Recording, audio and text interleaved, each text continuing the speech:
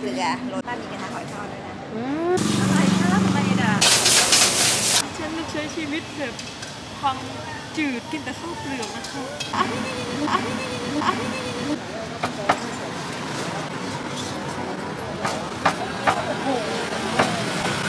สับสดมาให้ส้มมันทำตรงนู้นเลยอันเนี้ยโรยให้ส้มก่อนเฮ้ยยังไม่เสร็จเอาเหรอไปเลยไปกัน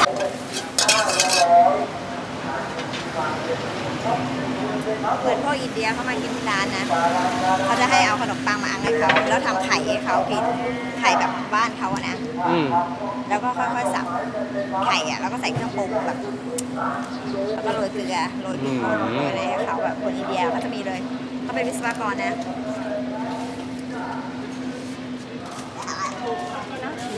ปลากระเทียมนี่หว่าใช่จ้ะ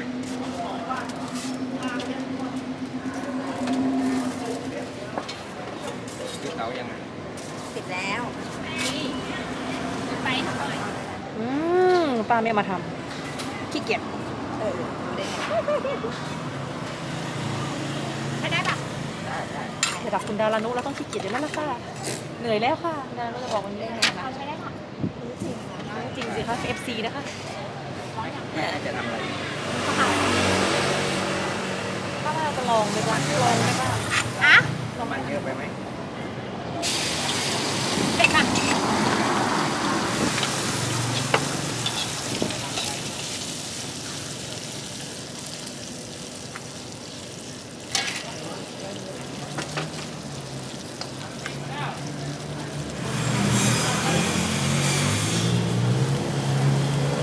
ว่าจะไม่เร็วเองอะไรนะหอมโอ้ยอยากมันจะไหม้เร็วอยากให้คนทั้งโลกมันเห็นไปเลยว่ากระทะทรงนี้ก็ทำได้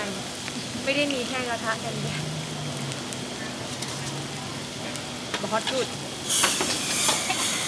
เสียงมันจะไหม้มีชาติอะไรข้างในด่ะนี่ไม้ให้มันให้ความกรอบเกรียมนี่มีกะเพราเฮ้ยโอเค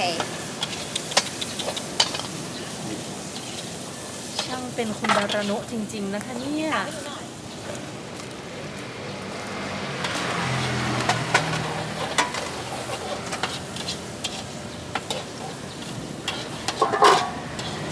นี่อันนี้ไม่มีใครเอาใช่ไหมกินข้าวข้นหม้อได้ปะไม่ให้กินจะให้หมาอะไรคะทำไมด่ะ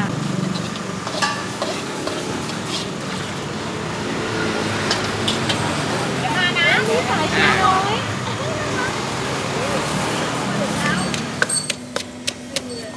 เอาเลยนะเพราะว่าเอามาแค่3 ถ้วยวันนี้ดีใจจังเอามา3 ถ้วยจริง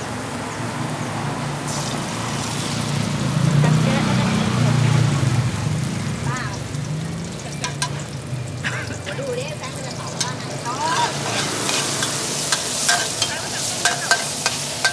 จำไม่ได้ล่ะมันซื้อแต่เองแล้วมันไม่จำเจ้าของได้นี่ไงฟ้า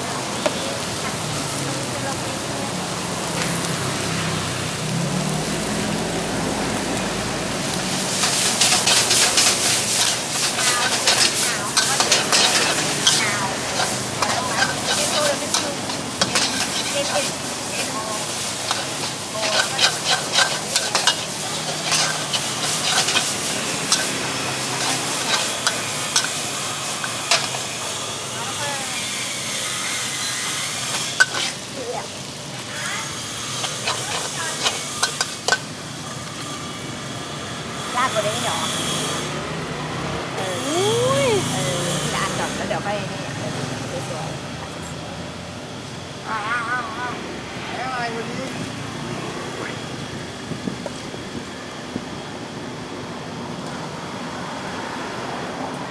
แค่เอง2-1เฮ้ยเนี่ยมันตาบอดสีไงดุจังเลยนะคะ หาว่าผมเป็นตำรวจ ฉันเลือกใช้ชีวิตแบบความจืดกินแต่ข้าวเปลือกนะคะอันนี้เจอเผ็ดร้อนเข้าไปก็กลับใจไม่ได้เลยค่ะ